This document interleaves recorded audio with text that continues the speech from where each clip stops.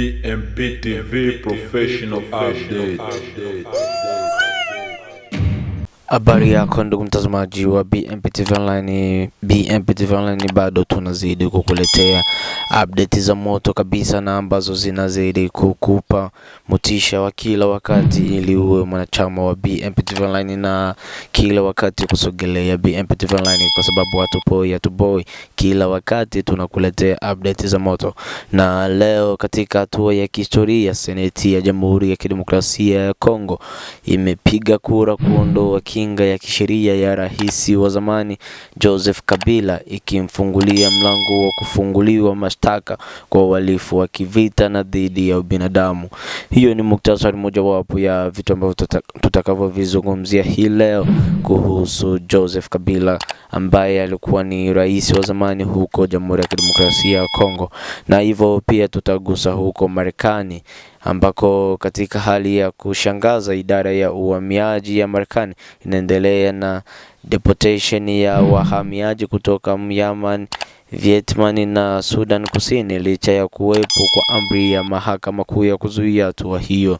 Kwa hiyo hivyo ni vitu moja hapo ambavyo tutakavyovizungumzia hii leo hapa BMP TV Online, na nafikiri kuwa ni vitu ambavyo vitakavyokugusa moja kwa moja. Tuanze huko Jamhuri ya Kidemokrasia ya Kongo, ambako hivi punde tu mashtaka ya rais wa zamani Joseph Kabila yanafunguliwa. Kura hiyo iliyopigwa Mei 22 mwaka huu 2025 ilipitishwa kwa wingi mkubwa, wanaseneta 88 wakiunga mkono dhidi ya 5 waliopiga. Kabila, ambaye aliongoza taifa hilo kwa zaidi ya miaka 17, anatuhumiwa kuhusika au kufumbia macho uhalifu uliofanywa na kundi la waasi wa M23. Hiyo ni mojawapo ya tuhuma ambazo zinazidi kumfuata kwa sababu ya kuona kuwa alifumbia macho kwa uhalifu ambao M23 waliokuwa wakifanya kwenye madaraka yake, na hiyo ilikuwa ikiumiza raia wengi sana, na hivyo imebidi mpaka hiyo mojawapo ya kutaka kumfungulia mashtaka kwa sababu ya kuona alitaka kupongeza uhalifu uliokuwa ndani ya nchi yake. Na kuna wakati ambao walitaka wamfungulie mashtaka kabisa, kipindi bado tayari ameshakuwa raia kawaida, ila kuna mambo ya kisheria ambayo yaliweza kwenda na kumkinga, ila sasa hivi mambo yamekuwa ni wazi, na hivyo imebainika kabisa inabidi, na kura hizo ambazo tayari ishapigwa na kuomba kuwa kinga hiyo ya kisheria iondolewe kwake ili mashtaka yafunguliwe kwa rais wa zamani huyo Joseph Kabila Kabange. Madai hayo yanajumuisha mauaji, ubakaji na uhamishaji wa raia wa nguvu, uhalifu ambao umetajwa kuwa wa kivita na dhidi ya ubinadamu.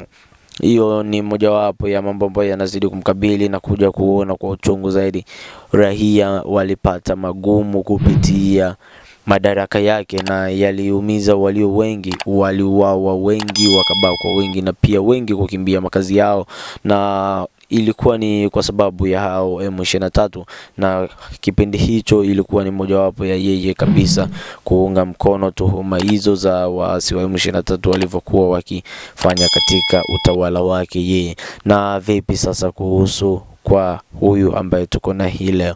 Hiyo itakuwa ni mambo ya mwisho, bado ngoja kwanza tuendelee na hii hapa. Kupitia mawakili wake yeye Joseph Kabila, ambaye ni rais wa zamani wa Jamhuri ya Kidemokrasia ya Kongo, Kabila amekanusha tuhuma hizo, akisema hatua hii ina misingi ya kisiasa na inalenga kumchafua. Hiyo ni kauli ambayo ilitoka kwa mawakili wake kwa pamoja na yeye mwenyewe Joseph Kabila, ambaye ameongea kuwa hizo ni tuhuma ambazo zinakuja kwa misingi ya kisiasa na zinalenga kumchafua. Sasa tukiongelea kuwa zinalenga kumchafua, kwa hiyo matukio gani ambayo yeye alizidi kuyafanya kwa kipindi ambacho yuko madarakani, na mpaka sasa hivi ni hali gani ambayo inazidi kufanya? Na tukiangalia muda ambao alitoka madarakani na kukimbia nchi, wakati ambavyo walivyoingia tena kwenye nchi, sehemu ambayo aliofikia ni ndiko chimbuko la hao waasi wa M23. Maki hapo tukiongelea mji wa Goma, na ndiko ambako inaleta mashaka makubwa na kuongea kuwa labda M23 walizidi kumhifadhi kwa umakini kwa sababu ya kuwapa kodi ambazo zinaweza zikawanufaisha katika kudhibiti nchi ya Jamhuri ya Kidemokrasia ya Kongo. Lakini kwa tuhuma hizo yeye anazidi kuzikanusha na kuongea kuwa zinataka zimchafulie jina na ni misingi ya kisiasa ambayo wanazidi kutumia kwa sababu ya kutaka kumwangusha chini. Na hivyo wachambuzi wanasema hatua hii inaweza kuleta mabadiliko makubwa katika siasa za Kongo, huku ikielezwa kuwa ni ujumbe kwamba kuna mtu aliye juu ya sheria, na sheria ambayo inasubiriwa iweze kwenda na kutenda kazi kwa hapo ambako walipofikia na kumstaki Joseph Kabila Kabange ambaye ni kiongozi au rais wa zamani wa Jamhuri ya Kidemokrasia ya Kongo. Kwa sasa macho yote yanaelekezwa kwa mamlaka za kisheria na kimataifa, huku dunia ikisubiri kuona iwapo Kabila atafikishwa mahakamani. Hiyo ni mojawapo ya siasa kubwa ambazo zinasubiriwa zifanye kazi kwa hapo, kwa sababu ya kuona kuwa mambo ni mengi ambayo hali kuweza kuyatenda kipindi kile bado yuko madarakani, na kuona kuwa mambo mengi yaliyopitika, mauaji, ubakaji akiwa kwenye madaraka yake. Na vipi sasa, swali linakuja kwa hivi ndugu mtazamaji wa BMP Online, na vipi kuhusu utawala huu wa Felix Tshisekedi, na vipi ataweza kufaulu kumaliza utata unaozidi kuendelea katika nchi yake? Hiyo ni swali mojawapo ambayo inazidi kutuumiza vichwa, na pia kwa kusaidiana sisi kwa sisi tudondeshe comment hapo chini. Nafikiri hiyo itakuwa ni mojawapo itatusaidia sana. Na hiyo ilikuwa ni taarifa kutoka huko Jamhuri ya Kidemokrasia ya Kongo. Hivyo tujielekeze huko Marekani ambako deportation kinyume na amri ya mahakama. Katika hali ya kushangaza, idara ya uhamiaji ya Marekani inaendelea na deportation ya uhamiaji kutoka Myanmar, Vietnam na Sudan Kusini licha ya kuwepo kwa amri ya mahakama kuu ya kuzuia hatua hiyo. Kuna hatua ambazo zinazidi kuchukuliwa huko mahakama za Marekani ambazo zinazidi kuweka fumbo kwa wakimbizi ambao wanazidi kuingia katika nchi hiyo ya Marekani, na kuna fujo ambazo zinazidi kuendelea. Kwa hiyo mengi tutazidi kuyasikia kwa hapa. Mahakama ilitoa amri hiyo kwa hofu kuwa wahamiaji hao wanaweza kukumbana na hatari kubwa ya mateso au vifo wakiwasili katika nchi zao. Mashirika ya haki za binadamu yameeleza wasiwasi mkubwa. Hiyo ni wasiwasi mojawapo ya kuonesha kuwa haistahili na wala sio vizuri wao kurudi kwao. Na kumrazi kidogo, kuna mambo ambayo niliongea ambayo hayakuwepo. Niliongea kuwa hiyo ni amri ya watu hao kurudishwa makwao. Hiyo ilikuwa ni amri ya mahakama. Hapana, sio hivyo, bali ilikuwa hiyo ni amri ya rais ambaye alitoa na kuhitaji kuwa wahamiaji warudi makwao, ila tu mahakama inazidi kupingana pamoja nao na kuona kuwa kurudi kwao kule na bado hakujawa amani ya kutosha ni mojawapo ya kuona wasiwasi mkubwa kulingana na jamii hiyo, na hivyo wanazidi kupambania shughuli kama na hiyo ili watu wabaki huko.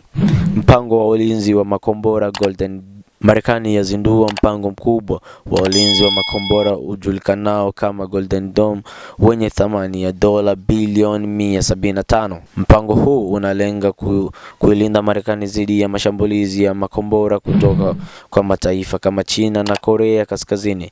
Teknolojia hii mpya inatarajiwa kuwa ya kisasa zaidi duniani. Na hiyo ni mojawapo ya makombora ambayo yanazidi kuandaliwa kwa sababu ya kuona ambayo wanajiandaa kwa sababu ya China pamoja na Korea Kusini na ya Kaskazini, na ndio watu ambao wanazidi kuisumbua nchi ya Marekani.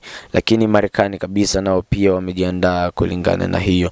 Mvutano na mahakama ambayo inazidi kuweka hali tata sasa hivi. Kauli ya makamu wa rais JD Vance yazuia taharuki baada ya kutiliwa shaka mamlaka ya mahakama kuu ya Marekani. Jaji mkuu John Roberts amejibu kwa ukali akisema mahakama lazima iheshimiwe kama mihimili huru wa dola. Wataalamu wa sheria wanaonya kuwa mvutano huu unaweza kuhatarisha mgawanyo wa madaraka nchini Marekani. Hiyo ni mojawapo ya vitu ambavyo vinazidi kuleta taharuki huko Marekani, kwa sababu mahakama siku zote watu wanasema kuwa hakuna aliye juu ya sheria, lakini kwa Marekani wanataka kuvunja kauli kama na hiyo ya kuongea kuwa hakuna ambaye yuko juu ya sheria, lakini wanataka kujichukulia hatua zao kama marais na kuonyesha kuwa hakuna ambaye yuko juu ya sheria. Na hivyo hiyo ilikuwa ni taarifa ambayo tulitaka tushare hii leo. BMP TV Online tunazidi kukuambia kuwa kile ambacho sisi tutakachokipata, na tutakuwa faster sana kukupatia ndugu yetu, ili tushare kwa pamoja na ujue nini ambacho kinazidi kuendelea duniani mzima. Kwa habari zaidi kuhusu siasa, usalama na haki za binadamu, endelea na sisi hapa BMP TV Online, utapata mambo ya uhakika kabisa. Msomaji wako alikuwa ni mimi Says Mr. Orange, na hivyo ukitaka kuwa mwanafamilia wa BMP TV Online, kuna namba ambazo ziko kwenye screen yako hapo. WhatsApp utakuwa familia ya BMP TV Online, pia Facebook BMP TV Online, jaribu kufollow page zetu Instagram pamoja na TikTok, na hivyo utakometisha zaidi. Pia kwa huko YouTube subscribe, like pia na ucomment, na hivyo utakometisha zaidi. Comment yako inazidi kutupa mwanga na kutuonesha wapi tulipokosea na wapi turekebishe makosa yetu, kwa sababu siku zote jicho la mbali ndilo linakuja kuona makosa. Na hivyo tunazidi kukupa saluti kwa wewe ambaye tayari unazidi kutufuatilia kwa kila muda na kutupa support, kwa sababu bila wewe sisi hatuwezi kabisa. BMP TV Online hatupoi na wala hatuboi. Asante.